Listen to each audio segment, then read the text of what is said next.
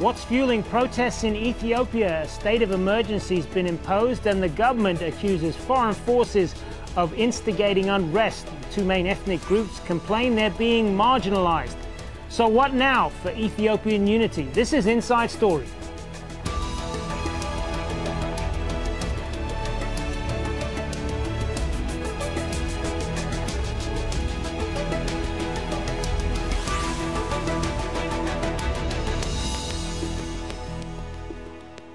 Hello and welcome to the program. I'm Hazem Seeker. It was hailed as an oasis of political stability and a model of growth in Africa. But for the past year, Ethiopia has been in the news not because of its economic success, but insecurity on its streets. Ethiopians, mostly from the Oromo and Amhara ethnic groups, are angry about what they say is decades of marginalisation. They're also upset about government plans to build factories on land they consider their own. The protests have frequently grown violent and police are accused of responding with unnecessary force. Activists say at least 450 people have been killed. For the first time in 25 years, ruling party leaders have declared a 6-month state of emergency. It gives the government power to ban protests and troops can be deployed to maintain calm. The kind of threats that we are facing, the kinds of attacks that are now targeting civilians, targeting critical infrastructures, targeting investments, are not such that they could be effectively handled through ordinary law enforcement procedures. We are not here trying to control protesters through the state of emergency. We are trying to address a coordinated and concerted orchestrated attack against the Ethiopian state itself. That needs to be clear. Protesters say this conflict is the result of decades of ethnic tension. The TIGRAY ethnic group has dominated Ethiopian politics for years, but it represents only about 6% of the country's 96 million people. More than 1/3 of the population are Oromos. They are the largest ethnic group. The second largest is the Amharas, around 25 million, or a quarter of the population.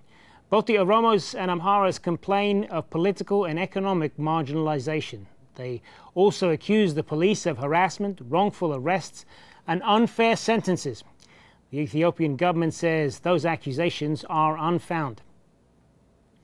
As you heard earlier, the Ethiopian government says the recent unrest is an attack on the state, that the protesters have been armed and trained by so-called foreign enemies. Eritrea is named as one of them. Ethiopia has a long-standing border dispute and went to war with the Eritrean army in the late 1990s. Egypt is also accused of stoking unrest. They are at odds over Ethiopia's decision to build a dam on the Nile River, which could lead to water shortages in Egypt. Well, let's now get to the thoughts of our guests. Joining us from London, we have Awol Allo, lecturer at Keele University, and in Minneapolis, Negesa Odo, chairman of the Oromo Federalist Congress International Support Group. Good to have you both with us, gentlemen. I want to let you know as well that we did try to reach out to the government side to get somebody from there, and we were initially assured that we would get someone, but so far they have not been returning our calls as of this time. So we will plow on. I want to start with you, Negesa Odo. What are the root causes of these protests? These have been going on for some months now, but it is part of tensions that have been building up for a long time, isn't it? Actually, the immediate cause for this protest was the Addis Ababa Master Plan, which takes some land from Oromia Regional Estate and put under Addis Ababa municipality. And the displacement of farmers and the land grab was the immediate cause. However, the cause for this protest is marginalization, economic, political, and social marginalization that has been taking place the last 25 years on Oromo people, basically. And there is no freedom, there is no democracy, there is no rule of law, and the Oromo ethnic group has been marginalized and has been excluded from economic, political, and social sphere in Ethiopian or TPLF regime. Awol Allo, what do you believe is behind this wave of protests? No, I fully agree with what Negesa said. This is basically a culmination of decades of marginalization, exclusion, and oppression of the Oromo people who actually constitute the majority in that country. What actually makes the current situation worse compared to previous systems is that you have a very tiny minority from northern part of Ethiopia, as you say, the Tigray elite, who completely marginalized and oppressed the Oromos and other groups. So the idea that you have a minority group that is supported by the West uses various tools and mechanisms to perpetuate this oppressive relationship of inequality was a very unsustainable situation from the start. This has been simmering underground for the last 25 years, and now it boiled over. And what do you think is I mean, why now? You're saying that it's boiling over now. This is the result of years of pent-up frustration. I think there are several reasons. One is, of course, the fact that the government continued to sort of deepen and intensify the repression after the days of the former Ethiopian Prime Minister Meles Zenawi.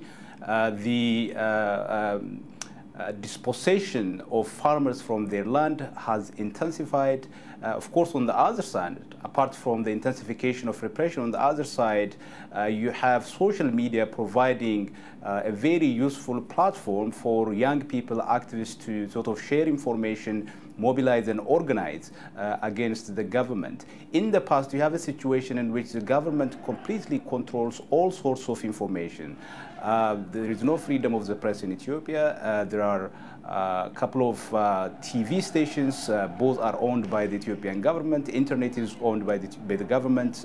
Even radio stations are owned by the government in Ethiopia. So it's a complete darkness. What social media did is basically open up the system against the will of the government. It offered young people with the platform to sort of share information from local areas, send that information across to people outside the country who could feed in that information to media. So that has actually played a very significant role in terms of reordering the balance of forces. So by balance of forces, I just mean that I don't mean there is equality between government and young people, but people began to have some voice on this platform. Let's put that then to Negesa Odo. How much of a difference do you think social media has played in all of these protests, particularly in this digital age we live in, where it is increasingly difficult for governments to suppress dissent and to hide information? Social media has played a tremendous role because previously the government was successful in controlling the information by arresting, detaining all journalists in that country. It can easily arrest newspaper editors. It can easily arrest any media, any journalist in that country, and that way it could control the information. However, this time, every individual, anybody who has a mobile phone and who can use a computer or who can have a laptop or whatever, can use a social media and can send informations to people abroad, and that way information can easily circulate and can be broadcasted. So the government could not control anything. The Ethiopian government has been killing its own citizens for the last 25 years, but it is only the last 2 years that information came out, videos came out, pictures came out. It has been killing. I have been in that country. I myself was a victim of incarceration. I have been in prison for 3 years. I have been in Makalawi, the torture center. I have been to Kaliti. I have been to Karchelle. So all those days, all those years, when we were in university, when we have experienced like all those killings in prison, there was a massacre in which, in October 2005, in which 109 people have been killed, and that information has not been imparted. That information has not get out to the world. However, this time people can easily get pictures and videos of all those killings. Had it been 10 years ago, the ERITREA massacre, in which 678 people have been killed, and which we can see live videos, would not have been there. But this time, people can easily take pictures from their mobile phone. They can just record the video, so the Ethiopian government cannot hide the massacre and the genocide it is committing against its own citizens. And that has played a tremendous role. Awol Alo, as you know, the Ethiopian government has declared a state of emergency as a result of all of these protests and the violence that has accompanied it. What effect do you think it will have on the country? Because the government says they need this to restore security, and they talk about several groups that are inciting violence. First of all, governments declare emergency or state of emergency when they are confronted with threats that have the potential to call into question the very life of a nation. So that is usually the standard for declaring a state of emergency. So what the Ethiopian government is confirming to all that are interested in Ethiopia, whether it is Ethiopian citizens, investors, regional actors, or the international community, is that it is actually losing control and trying to reassert authority. And I think that is one of the messages that it is sending, because you cannot declare a state of emergency unless the nation has faced a threat that calls into question the very continuity of the nation. That is one message that it is sending. The other important dimension of the state of emergency is the suspension of rights and freedoms that individuals enjoy under normal circumstances. Whether these are rights that are provided under the Constitution or other international human rights instruments, those rights would be suspended, except those that are non-suspendable. In the particular context of Ethiopia, the country has been under de facto emergency for the last 25 years. The Constitution guarantees a range of progressive rights, very vibrant set of rights, but these rights have never been implemented and citizens have never been able to enjoy them. And the country, I think, is reputable for being one of the most repressive countries around the world. So insofar as the exercise of rights and freedoms are concerned, the declaration of emergency doesn't really make a material difference on the ground. What it would do, however, is that it would provide a legal and constitutional framework, if you like, for this war that has already been declared on the people by the government.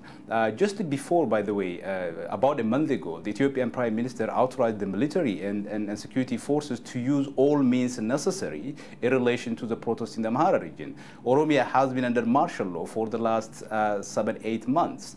So other than enabling the government to sort of provide this already ongoing war with a legal constitutional framework, I don't think it would actually make a significant difference. It would also, I think, legitimize the government's practice of moving heavy weapons and equipment that usually belong to the war zone into civilian areas, into cities, for example. The state of emergency might allow the government to do those things. Other than that, I don't think it would have a considerable effect. Negesa Odo, do you fear that this state of emergency that's being imposed by the government will have the effect of legitimizing its crackdown on dissent? Do you fear that things will only get worse because of this? Yeah, I think so. Actually, the country has been under a state of de facto state of emergency for the last 25 years because the government has never obeyed or have never been acting as per the constitution or as per the laws. It has been detaining people without court warrant. It has been killing. Oromia regional state has been under martial law without even declaring the state of emergency. So de facto, it has been under a state of emergency. However, this time, it is authorizing that action, any arbitrary killing and every arbitrary detention, and to do whatever it likes. It wants us to intensify all that. But it is an indication for the regime that it is about to scramble, That is the one indication. However, the people has been waiting for change for this government. I mean, so that this government would change something for the last 25 years.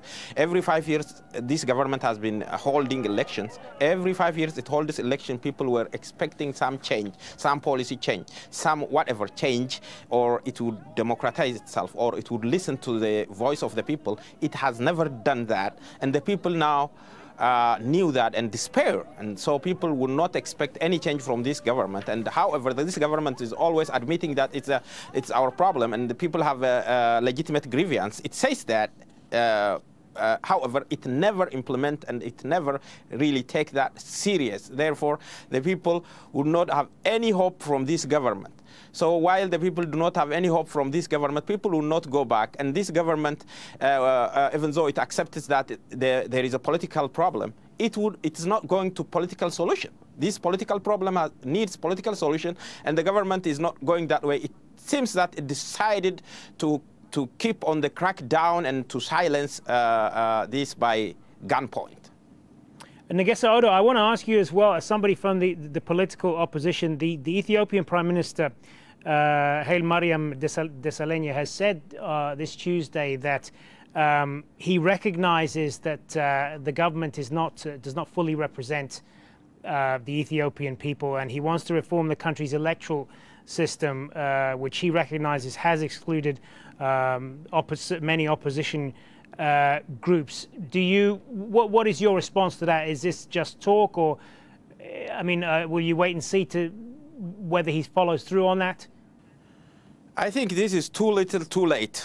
The reason why I say this is, even when they say they want to discuss with opposition, they have their own opposition. They have some opposition they made themselves. I mean, there are some opposition they fund. They don't really discuss with a genuine opposition. For example, there is some council of political parties in Ethiopia. They excluded like real opposition such as Madrek, the largest, which has 4 parties within it, like Oromo Federalist Congress, Arena TIGRAY, and Southern People's Nation and Nationality, which is led by Professor Bayene Petros.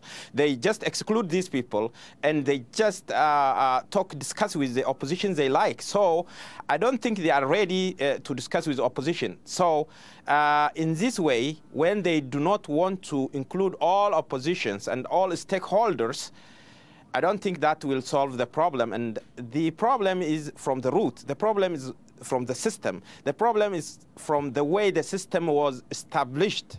So unless that problem has been solved from its root, unless like they go to a national inclusive dialogue and a kind of transitional government in which people would have a say and all stakeholders would have a say, that would not solve any problem.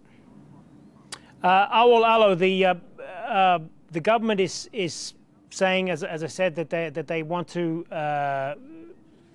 that they recognise this need of further representation of through the electoral system, and it's interesting that the Prime Minister made these comments at the same time that German Chancellor Angela Merkel was visiting the country. So I guess my question is, what sort of pressure could the international community apply here? I think the reason the Prime Minister came up with that explanation is because they won or they declared to have 100% of seats in Parliament.